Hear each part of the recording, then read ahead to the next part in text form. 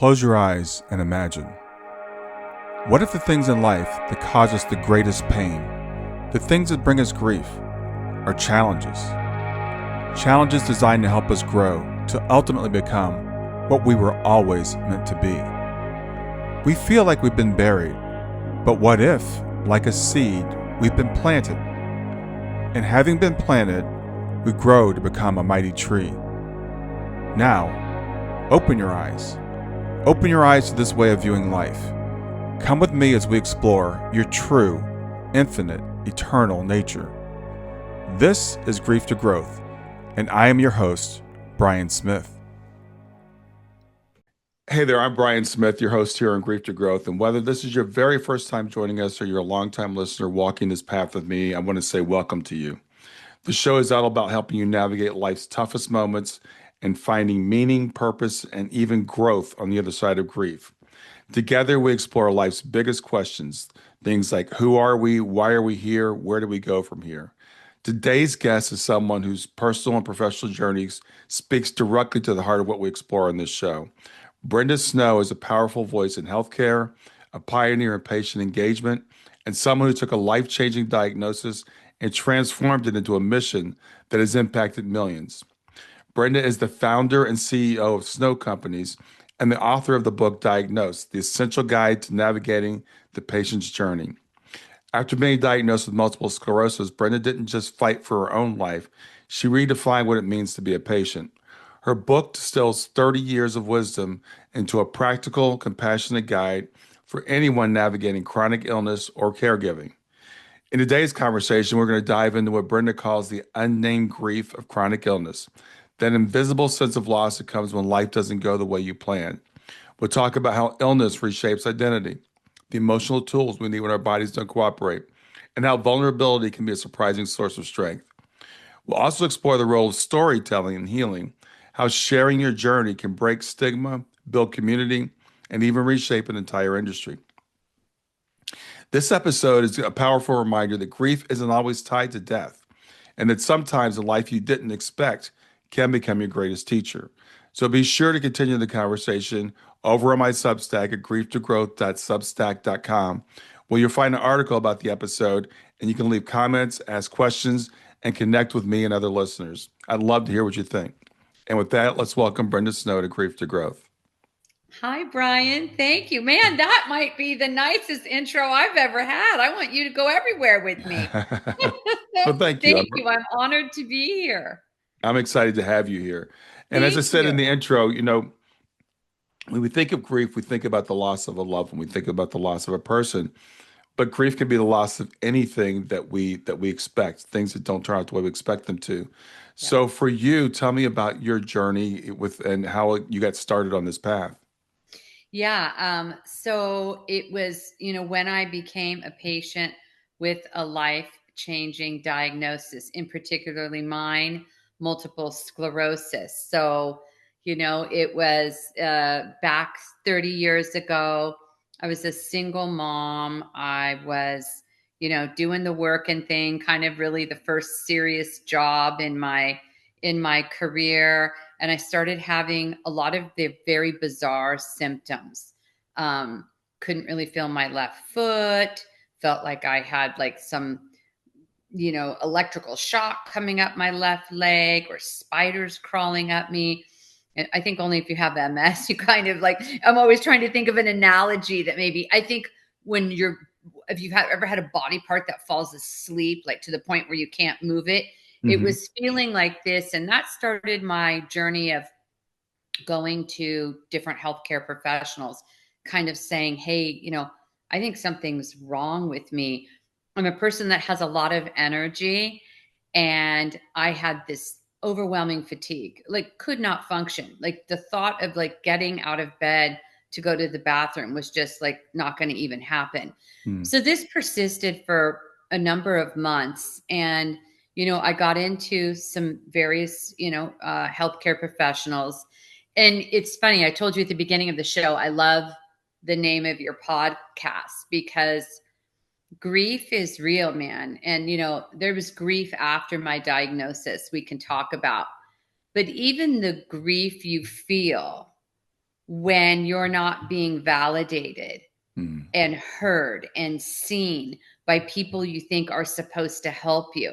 So, I had one physician tell me there's nothing wrong with you. You're just stressed out, single mom. Yeah. And that sort of, hurt my self esteem. And I was grieving, well, am I bad because I don't have a spouse, Mm. helping me with my daughter, Mm-hmm. and grieving that whole loss of a co-parent.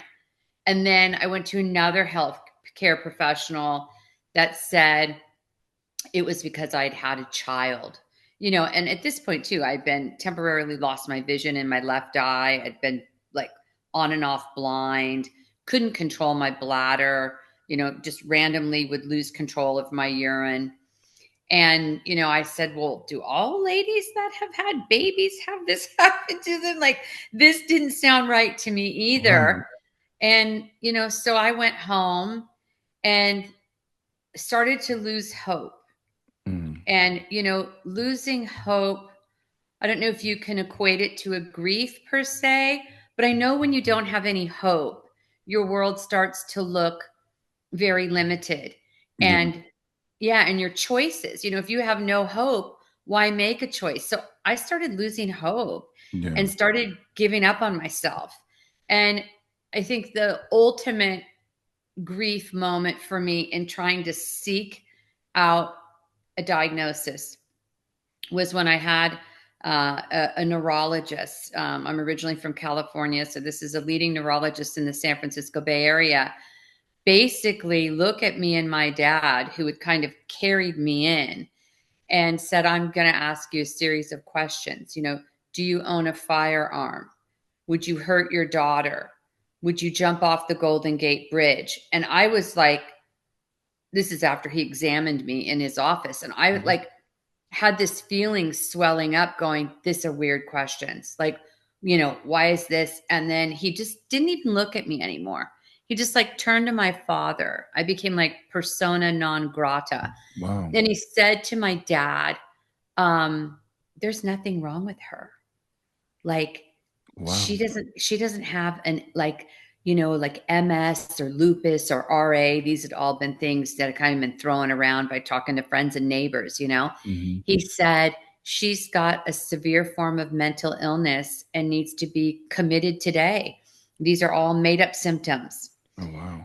And that was really heavy. And I said a word that it's in the book. Mhm. I won't use profanity here. Let's just say first word starts with an F, the second word was you, which Yeah. confirmed for him, right? That of course, see, Yeah. look Yeah. at her. She's crazy. Um, and so dad got me out of there and put me in the car, trying to give me the Snow family pep talk. But that was the day I really first experienced the lowest of lows. And it still remains probably one of the biggest ones, if not the biggest one in my Wow. life. Because for 30 seconds or a minute or something, I did question my insanity, my sanity. Right. I was like, this is now the third doctor I've been to, and what's happening to me, and I'm losing my job. So now I have no form of employment. I can't pay for myself. I can't pay for my daughter. I'm sick. What am I going to do? And all these runaway racing thoughts. Wow. Yeah. And I gave up. I gave up that day. Wow. And I went home, and, dad's pep talk didn't work. And it was my young daughter who kind of came in with her big blue eyes and said to me, Mommy, are you going to die? Mhm. And I didn't know how to answer that question. Who the hell does? And she was like, I only have you. And it was kind of that mother's love and instinct where I was like, okay, I can't give up on her. Even though I'm giving up on myself, I can't give up on her. So let's try one more doctor. And it was a few weeks later, a very kind physician who listened to me, asked questions, validated me, all of those things said to me, I don't think, I don't think you're crazy, Miss Snow. I Mhm. don't think, you have these other conditions that have been talked about, but I do suspect that you have multiple sclerosis. We're going to administer you to the hospital today and run some tests to confirm that diagnosis. Wow. And that's an interesting feeling for any of your listeners who are dealing with, whether it's a life changing, a chronic, a terminal, is that's the day that also still stands out as one of the most intense days of my life because it was confirmed that I had MS and it was devastating. And that's when the grief really started. Hmm. But also on the other side, I was thinking if it has a name and we know what it is, now maybe we can do something about it. Yeah. So I wouldn't call Mhm. that moment growth yet. I wouldn't, but I would say there was a glimmer of something. But before that glimmer of something really took root, you know, I went through a lot of grief. And it's one of the very first chapters in the book I wrote Yeah. because um, I don't know anybody. I have yet to meet somebody, and I've talked to patients all over the world and their families that haven't had grief just hit them bang on in the face when they get the words, you have X condition. Yeah. Well, there's so much you said in there that's so important. One of the things you talked about was having hope. Yeah. And I think that the one thing that humans need is hope. And the Yeah. one thing if we have, we can endure pretty much anything is hope. I Because agree. if we have hope of a better outcome, hope of something, that's what we need. That's what we need as humans. So for that hope to be slipping away from you, as you said, that's a form of grief before you even get the diagnosis. And my understanding is MS is very difficult, or at least was very difficult to diagnose. So, Yeah, it's gotten easier with diagnostic tools and diagnostic imaging. I'm happy for patients today, getting a diagnosis hmm more effectively than perhaps that I did. But again, I think it comes back to, and I don't want to be off topic, but it also comes back to training for hmm our physicians in this country. I'm speaking specifically now of the United States, that they get 10 minutes on compassion, yeah, humanity, delivering tough news. And so I would love to see that change, because this, while it might be part of your everyday job, just delivering this type of news, it's the only time in your life that you'll exactly. hear this type of news, and it rocks your world and foundation forever. Yeah, So, yeah, and then starts the process. yeah. Well, I appreciate you sharing that because it does show how complicated grief can be. Like you said, you went from one form of grief with people not believing you and telling you you're mentally ill Yeah, to when you get the diagnosis, well, then there's, my understanding, a lot of times there is a sense of relief. Now there's a name put to it, but now you have to deal with what does this mean? yeah. What does it mean? And I think, and it's actually kind of one of my favorite chapters in the book. And there's 5 stages of grief that you've heard about, perhaps read about. And I tried to take readers on this journey of like how grief moves to a form of anger and a form of acceptance. But the grief stage is very nuanced and very layered too, because hmm early on, the grief was a little bit about poor me, hmm or, which is really a horrible place to be, what did I do to deserve this? Yes. Yeah. And I just want to, every pod that I do, every interview, like I want people to feel with like empathy coming from my heart. You did nothing to deserve this, because you don't need to layer on guilt too, right? Yeah. And you did nothing to deserve this. This is not This is not a form of retribution. This isn't God saying you're a bad person. Whatever it is, it's not the universe putting a spell on you. It's unfortunate and you did nothing to deserve this. But that part of grief does take hold a bit. Like, and, poor me, what did I do to deserve this? My life is worthless. Or what am I going to do with my life? I Hmm. can't do anything with my life. And this fatalistic, catastrophic thinking can really take hold. And I've seen, people living with conditions just stay in that place for so long and Hmm. so long. And then it gets harder and harder and harder to kind of own the grief and work toward the anger around that grief and get to acceptance. And the caveat here is when you work this stage, it doesn't mean that it's not going to come up again, right? Yeah, I've exactly. had MS for 30 years and, I don't want to get too close to the camera, but, about 2 weeks ago, I had a very bizarre small MS attack that has affected the left side of my face. My smile was a little different. My eye was a little different. And it was kind of a new symptom. And Hmm. I was like, oh, here it is. I'm kind of an old pro at MS, but Right. I grieve that. I'm like, okay, I hope that this is not going to be how it is because it's affecting my vision and, externally it looks different. So you're going to always have some of those feelings come up. My goal for people is that you know how to handle them a little bit better Yeah. than when you're early diagnosed and acute and really in it. Yeah. Well, it's interesting. Grief is, what I've realized is grief is not actually an emotion. It's more of a container of Yeah. emotions, and it's something that we process and we go through. But we do have these attendant emotions, these parasitic emotions that kind of come along with it. And guilt is. It's funny you mentioned guilt because I'm just working on a course I'm finishing up on guilt and grief.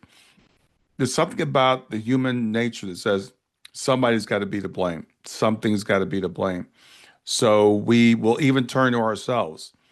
I'm to blame. What did I do wrong? I must be a bad person. God is punishing me. And those things are not helpful at all. No, no, they're really not helpful. And I always say, whether it's been in business when I've had been a mentor to somebody, or my adult daughter, or other patients, you have to be really careful of the soundtrack that you play in your brain, Absolutely. right? Because Absolutely. can become a form of reality. And this is not the time to get into a place of like self hatred or playing a tune that is self berating.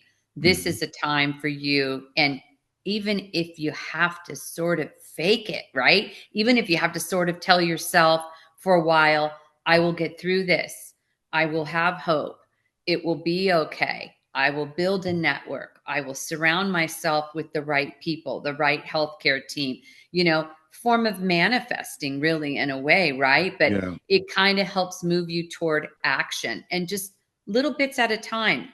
When you hear, like I've worked a lot in breast cancer and different forms of cancer. I mean, some of them terminal. I mean, this is mind blowingly difficult.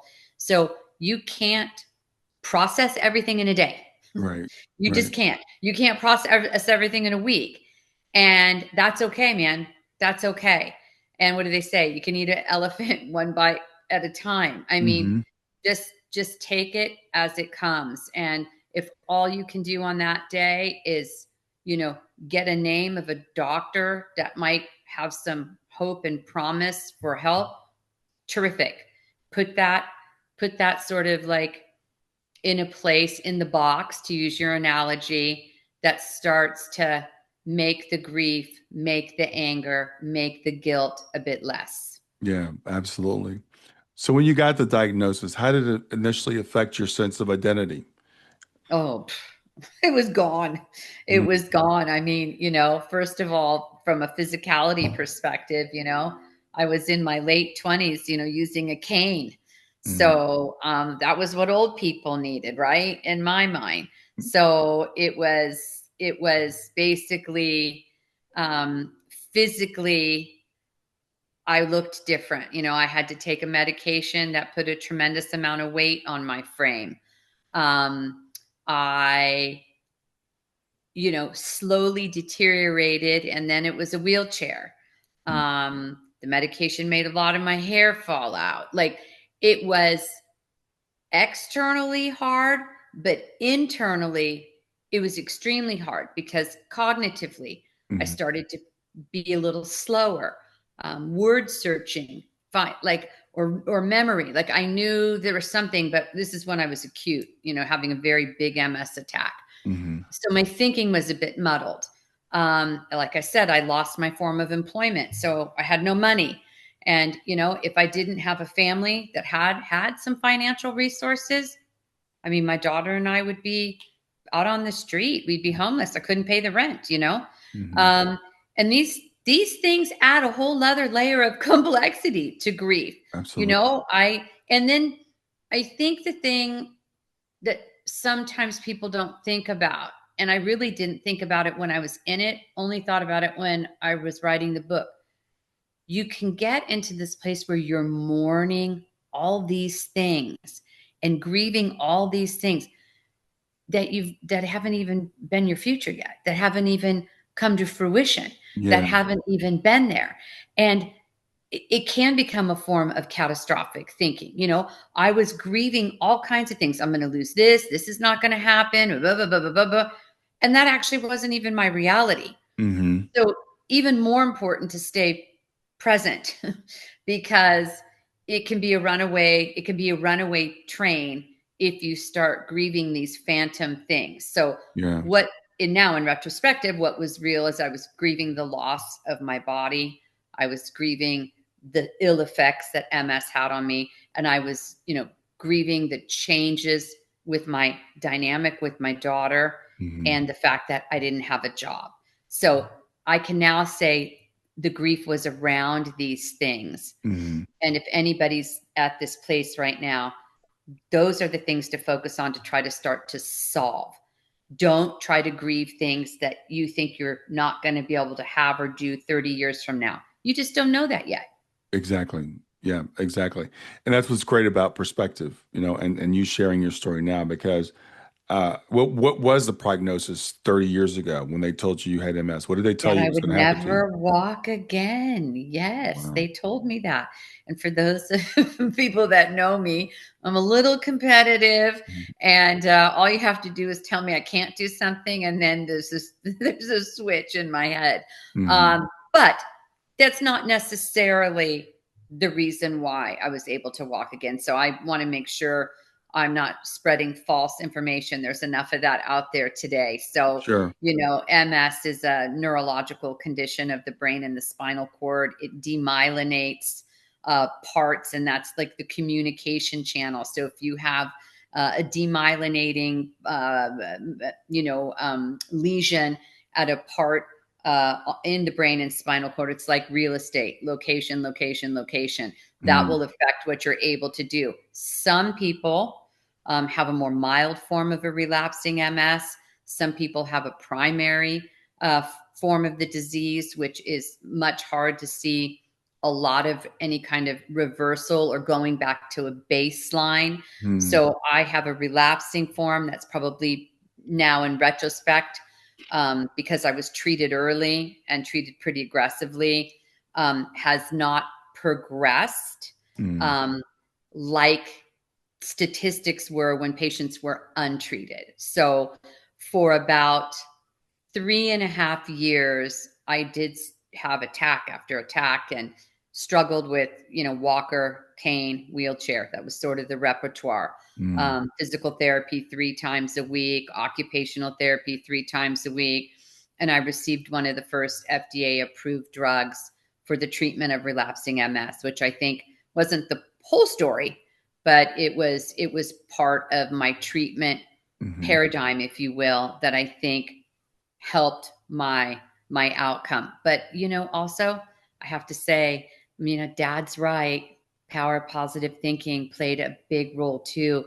I started to, shed the grief get over being so effing pissed off, Hmm. and let go of some of that anger, tried to accept this. And I remember, and I write this in the book, I kind of remember the day, and this was headed to my growth part. It still sort of chokes me up and makes me a bit teary, that I was thinking about MS, like a really awful weed, um, in your tomato garden. And you're from Ohio, so I'll tell you this story. My family's also from Ohio, and they take such pride at growing these beautiful tomatoes. Hmm. Nothing like a beefsteak tomato, right? From a Right. garden in Ohio. Every summer we had them. And I thought about like this weed in the garden just strangling out, um, the beauty of this plant. And I kind of thought that's what I was allowing MS to do to me, Mm. and that I still had, fruit to bear, and I still had a life to live. At this time, I was just only 30 years old.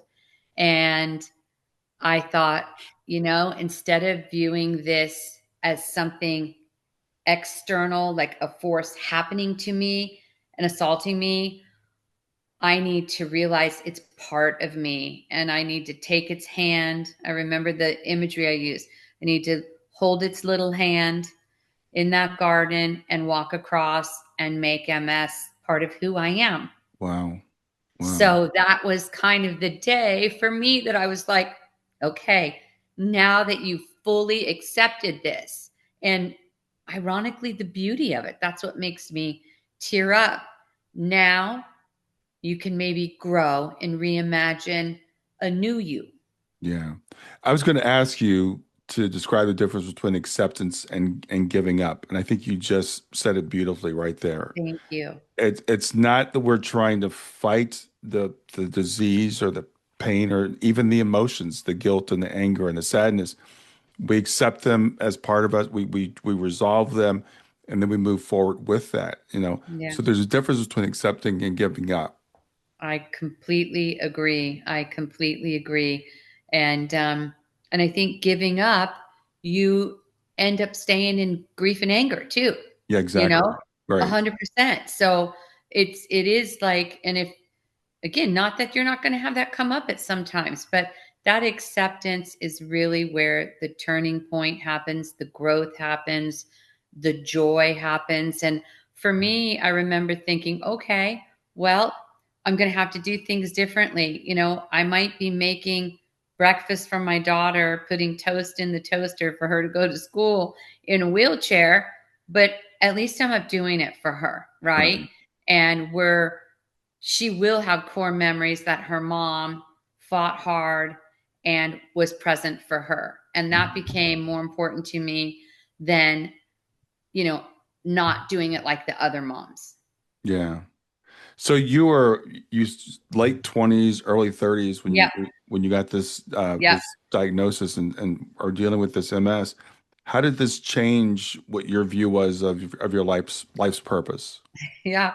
So my life's purpose before, I think like probably any young person, I hadn't given a ton of thought to. It was go to work, pay the bills, enjoy my kid, have some fun, that type of thing. After I became sick and I spent like the first 18 months, almost the majority of it in and out of hospitals, particularly one long stay where I did have my 30th birthday and rang in the new year for 3 months in a long term rehabilitation center. Mm. And, that was incredibly difficult and incredibly humbling. I mean, the average age in there were end stage of life, 80 plus with not MS, no Yeah. like dementia, Guillain-Barré, nobody like me.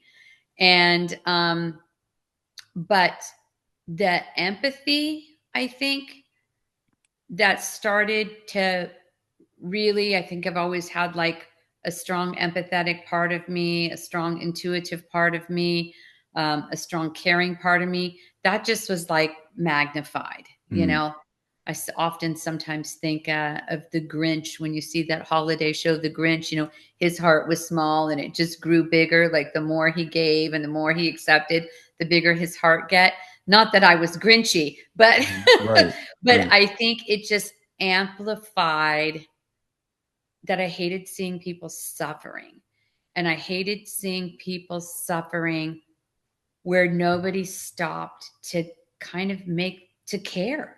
It was really transactional. They would come in and make me do this test and that test and throw the food down and, drink. And like, it wasn't, it wasn't anybody really caring about me Hmm. or any of these other people. And that really became a life's purpose for me.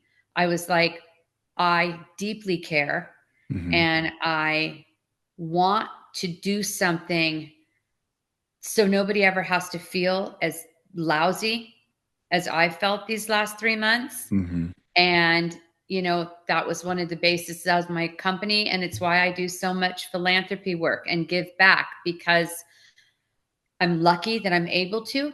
Hmm. I'm lucky that I want to. And MS, that is the beauty of my diagnosis, of really trying to connect with people and let them know that there is hope and they're not alone and somebody does give a damn. Yeah. Yeah. So tell me about snow companies. Well, I think the first thing I will tell you is it was a joy to build. I was a sort of an accidental entrepreneur. I had no idea what I was doing, but when I got to a point that I knew that I needed some type of job to pay the bills Hmm. and was better, I'm going to put air quotes around better because, again, it's a chronic condition. There's Hmm. no cure for it, but able to do more is Hmm. probably an adequate way to say it. Sure. My experience as a patient sort of highlighted a lot of what I thought were some unmet needs out there. And I had found, because I'm a talker and I care, that every place I was going, I was talking about MS and how to make people feel better, and how in turn the gift back to me, it made me feel so much better. I Hmm. thought, wow, there's real power in narrative and storytelling, and long before it became, a buzz thing. And so I was approaching different nonprofit organizations and saying, hey, I think that there's ways, instead of these support groups that feel like a pity party, there's got to be ways to get people connected, to share tips and strategies and positivity and hope so that our lives feel a little less heavy. Hmm. And then I learned, yeah, I mean, they're doing all this great, fantastic fundraising work to keep the lights on and to help their, constituents, if you will. And there's just no budget for consultants or whatever you want to call it. And so it was one day that the FDA approved drug I talked about was sent to me. And I was kind of trying to figure out how the heck to do this and what it meant. And, at this time, my doctor didn't even really know. It was just the first time ever. Mm. I thought to myself, oh my God, the people that make this stuff probably never even talked to somebody like me. So that was how I kind of opened the door to my work in the life science industry, specifically in biotech, because I boldly had my father drive me, because I still had impaired vision, to the company that makes this, and banged on the door, which I've since learned sort of sends off alarm bells. But that's sort of my personality type. And they were very gracious, friends with the woman who was the marketing director then, and still friendly with her today. She gave a nice shout out when the book came out. And Mm.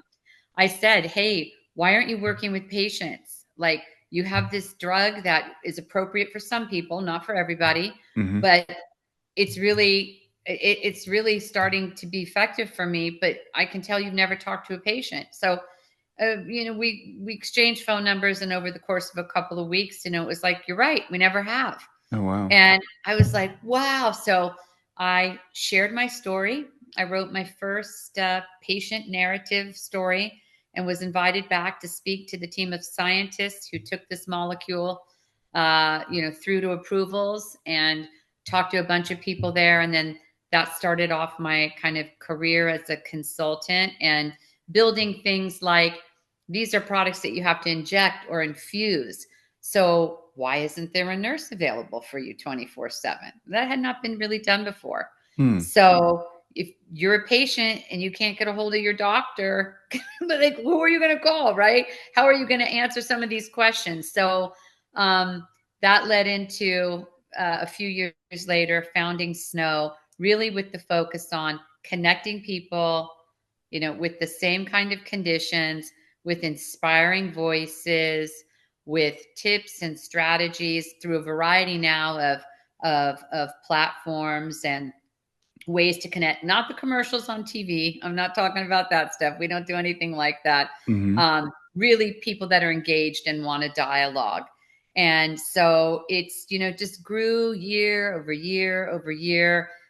This May, I did step away as the daily CEO with a lot of mixed emotions, but I Hmm. have the most amazing successor that I feel blessed that I got to sort of hand choose and groom. Hmm. And, my career focus now is the book. I'm writing a second book.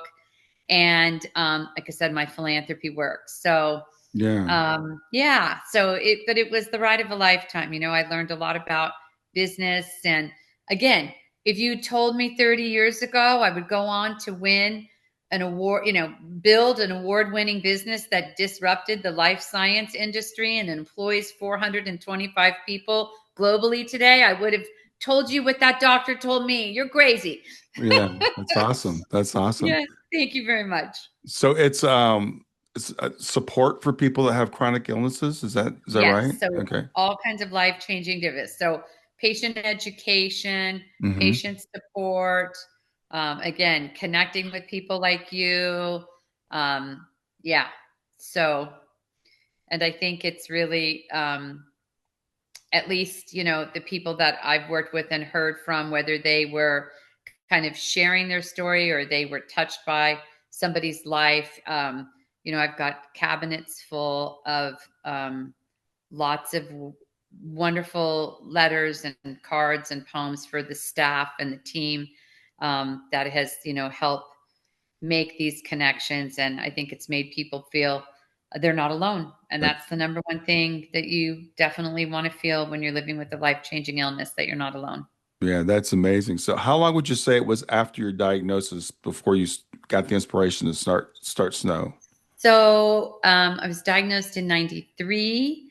By like mid 96, 97, I was kind of doing the consulting thing. Mm. And when I saw that there was a lot of power in that, like every place I went to share my story, I had a cue like to talk to me. And, like I was, I don't know, somebody really important and famous, even though I Hmm. wasn't. So I was like, wow, this is working. Like people really want to talk and engage. And so then I formalized in the form of a corporation in 2001. Okay. I wanted to give that timeline because, when we get devastating news like this, a life-changing illness or the loss of a person or whatever it is that triggers a grief event, Yeah. we can get really narrowly focused and go into all those emotions and feel like this is it. It's over. My analogy is my brand is grief to growth, planted, not buried. We feel like we've Oh, been I like buried. that. We feel like, because when you bury something, it's not coming back, right? We bury things to get rid of them. But you can look at it as being planted. But the thing is that early phase, right? When you first plant a seed, or when the caterpillar goes into the cocoon, it's pretty ugly. It's ugly during that time. So I want people to understand we have to be patient, as I think we talked about before. We don't make these transformations overnight. What we can have in that early phase is just hope. We talked, circling back around to hope that something can come of this. I just don't know what it is yet. Yeah. And I think it's important to just not give up on yourself, right?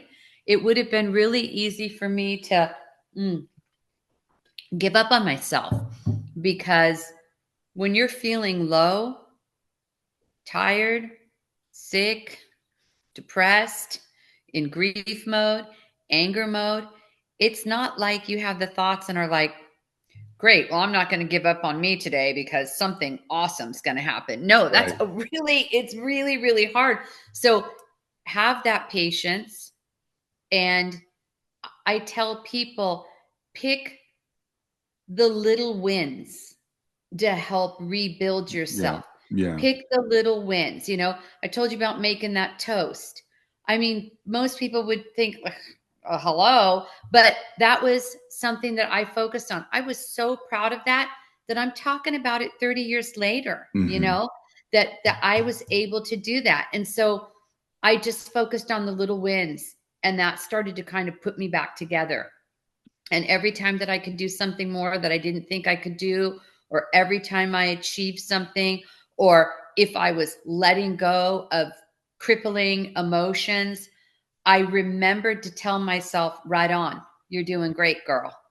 And that's what I think people need to remember to do. Otherwise, you can just keep berating yourself. I love that. That is so important. And I find with my clients so often they neglect how resilient they are, how far they've come. The fact that, that you got out of bed this morning. I tell people you've lost a child, you've lost a spouse, whatever. You got out of bed and you got dressed, Yes. that's an accomplishment. And we Yeah. don't do enough of that positive self-talk, which Hmm. encourages us to take the next step. We can always focus on what we don't have and what we can't do, but that's not helpful.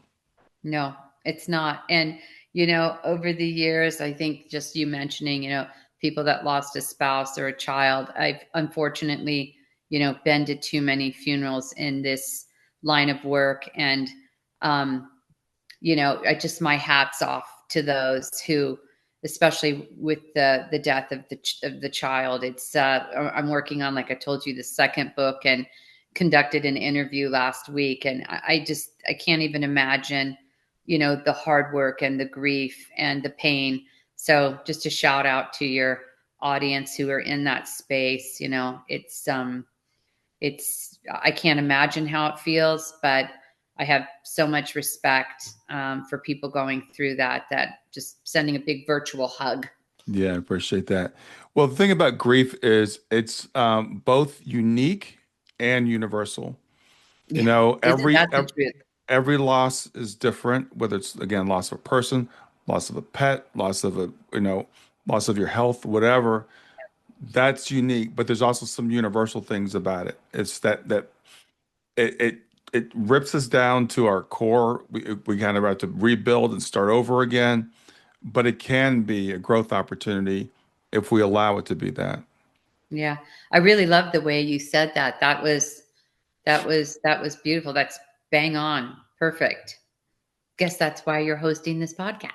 Well, as I said, I've been fortunate enough to talk to a lot of people that have been through it, Yeah, and I love talking to people like yourself because I remember what it must have been like for you to get the diagnosis, or like was for me when my daughter passed away. yeah. And I know that the darkness that you feel like there is no, and so I want to put out people like you that can inspire people to say, again, I don't know how I'm going to get there, but if Brenda can get there, then maybe I can get there eventually too. Hmm. Because I think we're all a lot stronger than we think we are, and when people look at people like you, and maybe some people look at people like me and say, oh, they're different. There's something special about them, and there's not. No, 100%. I couldn't agree with you more. I couldn't agree with you more. I think everybody has that intrinsic desire, to find joy, and, like you said, to find a life's purpose, in spite of terrible, tragic events in one's life. Mhm. And it doesn't mean it's going to be easy. It doesn't mean that isn't going to still come up on occasion, but, um, you are definitely worth finding, a place of peace, I think. Yeah, absolutely. So let's talk about more about your book, Diagnosed: The Essential Guide to Navigating the Patient's Journey. What are Yeah. people going to find when they pick up your book? They are going to read, well, it's the book I wish I'd had 30 years ago. I can tell you Mm. that. And they're going to have some things that make them laugh and things that make them cry. And it's not a memoir, but there are some crazy stories about my my journey that Like I said, I think I have heard that people have found insightful. You mentioned one, we talked about a little bit, the identity earthquake. Hmm. That happens for a lot of people and keeps you in the grief and the anger cycle. But I think what I tried to do, like there's 5 stages of grief, I tried to sort of um, write a book that says this is about what you're to expect. Here's the stages that you're going to go through of emotions on the front half of the book, and sort of the second half of the book is, what are some thoughts, and I opine a little bit on how you go forward and build a life of meaning and purpose. Resiliency is a great chapter in there. Hmm. So I think, you can open the book at any place, and, you can read it cover to cover, of course, but, I think if you're having a particularly bad day or you're stuck on something, you can just kind of open that chapter and Hmm. probably find something in there. I love that there's also a little bit of things in there for the caregiver, not a lot, but it's why I've decided to write a second book, because a lot of the response I got was like, wow, this really hit for me, but I'm not the patient, but this part was great. Are you going to write something for caregiving? And then sort of I have an idea, and I'm in the early stages. I'm like first chapter in, Hmm. but I think the book's not for just MS patients. I think it's anybody that's had a life-changing diagnosis will find some value in this book, find some humor in this book. Hmm. Brian, they're going to find a few dirty words too. I'm sorry. Yeah. Second book, I'll have less. This one was cathartic. I needed to get it out.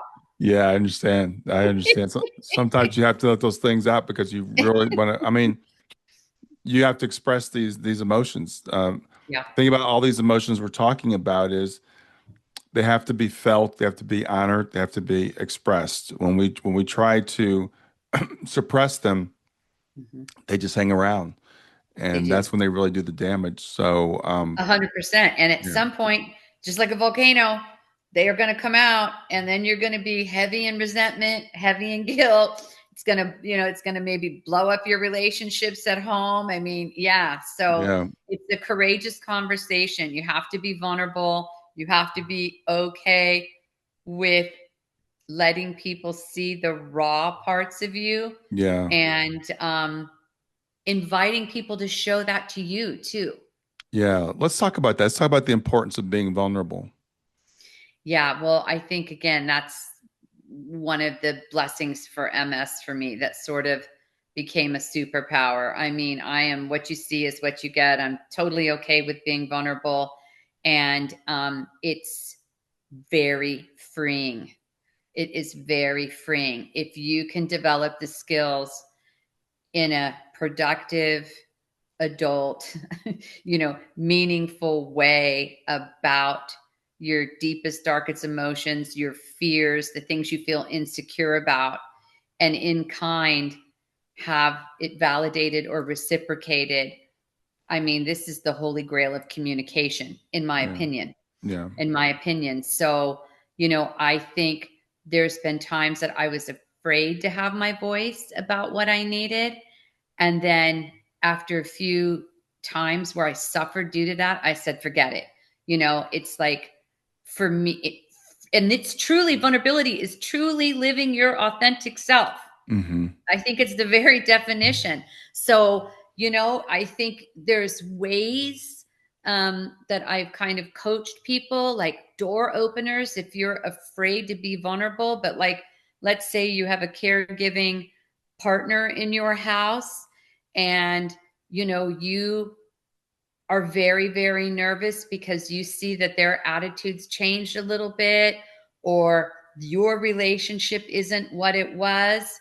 A lot of people default to not saying anything, like you said, or getting really crunchy yeah, with each other. I think it's really okay to have check ins, scheduled check ins, and say, are you okay right now to be a part of hearing that I'm feeling in a way that's really heavy? Or are you okay for me right now, Brian, to ask you some questions? Because I'm feeling, some nonverbal communication or energy from you Hmm. that I want to clear up because you matter to me. Hmm. And can we have that conversation right now? 99% of the time, people are going to say, yeah, Yeah. thanks, man. That's brave, right? Right. So, very rarely have I heard stories over the year of somebody turning around and telling somebody, screw you, I'm not talking to you. I mean, I'm sure there's somebody out there that's done that. But when you're brave enough to do it, it comes back to you. Yeah, I think that's so important. I have a friend that passed recently from ALS, Mm. and she wrote a great book. And it's funny you're talking about some curse words being in your book, and uh, she had a real potty mouth. So, All uh, right. I like her already. yeah, so she was like trying to come up with the title for a book, and she was going to say, I wrote this with my F and I's. You should read it with yours," because she got to the point where she couldn't type. She had to use her eyes to Yeah. control the computer. Yeah. But one of the best books I've ever read, Oh, I'll have to get so that. vulnerable and talking about, her relationship with her husband, her caregiver. Yeah. And that's what we really want. We want authentic connection with people. We want to know that people deep down are just like we are. And if I see someone like yourself and I just put you up on a pedestal and say, well, she's just this dynamic person, she started this company, blah, blah, blah, then I can't see myself in that. I can see myself when you tell me about the pain that you went through and the despair you went through. I can see myself in that. Yeah, I couldn't agree with you more. I couldn't agree with you more. And that's why I have been completely open for the entire time. I remember even getting counsel at one point from somebody that said, you're trying to get a job. You should never tell anybody that you have multiple sclerosis. You have to hide all of this.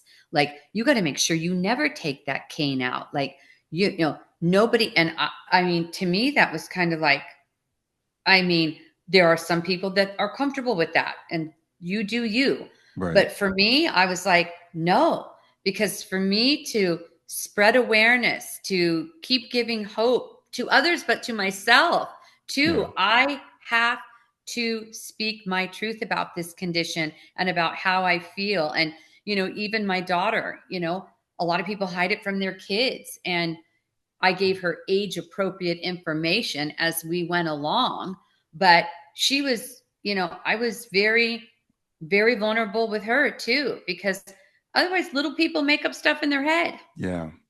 Yeah, exactly. They know something's going on. If you don't tell them the truth, 100% they do. they're gonna make up something which is probably far worse than the truth. Yeah, like she thought I was going to die. Once I got the diagnosis of MS, I knew I wasn't going to die from it. So Yeah. immediately I could reassure that because I sat down and told her, and what a 5-year-old could understand what was going on. But every year she got older, that became a different conversation. And she's amazing. Yeah. So we've touched on this a little bit, but what are some changes you think need to be made to the healthcare system, having been through this for the past 30 plus years? Well, this is a very, very big question, and we could have a whole other hour on it. And I'll just add this, disclaimer and caveat that, you know, I am not an expert in the areas of insurance and things like that. But, you hear in the news, previous administration, the administration now, whatever, it's been a topic for a conversation for a long time. The price of drugs is problematic. You can get some of these same therapies in other countries at a very different price point than here as Americans. And as a result of that, there are patient communities that have unmet needs. They have literacy issues. There's a whole host of things that I, actually worked in with my company Hmm. um, that these patients are not getting because they're being treated suboptimally. Yeah. So that is something that I feel needs to be addressed because it should not matter, what your bank account looks like, the color of your skin, your gender, who you love. It shouldn't matter if you are getting diagnosed with something. All of us should have the ability to get and receive care that we need. For me, period. That's the end of discussion. So how do we address that? You know, um, that's tough. I have some ideas, but again, Yeah, well, It's a big interesting, conversation. and I'm not scared to say it. The fact that healthcare is a right, I don't think should be a controversial opinion. I don't think it should be a political thing. No. Now, how we do it, that's up for debate. Yeah. But I completely agree with what you're saying. I think that people have a right to have access Yeah. to to to life. It's Yeah. access to And, life. and in my career, I mean, this is the saddest of stories. I cannot tell you how many people had a condition where there was, it happened in cancer and a few other, where there was a medication that could literally prolong their life, give them more time with their families, give them more time, and they were denied access to it because Mhm. it wasn't approved Yeah, and yeah, they died early. For me, this is a problem. Um, I think also I touched on it before. People going into the field of medicine, I have mad respect for. I do think from a medical school type of education, even when people go on to do their advanced training and their advanced degrees, we do need to put more emphasis on looking at people as a whole, as a person, yes, as a just like them and their family, right. right? And have some more training on how to have productive conversations, deliver hard news, be empathetic long term in the care of that patient. I will have this shit till the day I die, right? Right, So that's not a transactional relationship between me and my doctor. right. And that's one that I need to be with a human on that journey. So I think that can be something that maybe perhaps that we can do better, providing that kind of training. And as I'm thinking about this caregiving book, and you really look at the pressure of the sandwich generation, meaning they're caring for older patients while they still have kids or dependently financial kids under thing. Yeah, I mean, you talk about squeezed. So there's like a whole world of caregiving that's under supported, underfunded, undervalued. And I think as we have this aging population, that's going to need probably a few more solutions than we currently have in our toolbox. yeah. Well, it's a good point about the aging populations. My mother-in-law and my father both went through care, long-term care at the end of their lives, and just trying to find people, qualified people to work in those places is almost impossible. And then Yeah, we all complain about the care that they give, but we don't take care of the caregivers. correct. And I hope to shine a light on that here, if I can get the book done quick enough and out and published. But yeah, and then also, we have a shortage of people wanting to go into medicine. Right. And that's gonna at some point become a problem to roost. So how do we motivate people, or then we're going to see the advent of artificial intelligence, AI, coming in the treatment of healthcare. So again, I don't have all those answers, but certainly, is it going to disrupt? Is it going to be favorable, not favorable? Time will tell. Yeah. Well, Brenda, your story, your life is just so incredible and so inspiring, and I love your energy, and I Thank love you. your giving back to people and giving people hope. So is there anything that I haven't asked you that you'd like to cover? No, I just think, like I said, if the book is available on Amazon, it was a bestseller. I'm proud of that. But if people want to buy it, just know that all of my personal proceeds are getting donated to charity. But the other thing is, like I talked about, unmet needs in the patient population. If somebody wants a copy of the book that has need, you can go to my website, brenda@brendasnow.com, and I'm happy to send a copy, a signed copy. Okay. So your Just website is brendasnow.com, is that correct? it's yeah, brendasnow.com, and my email is Okay, brenda@brendasnow.com. great. Yeah. And remind people the name of the book again.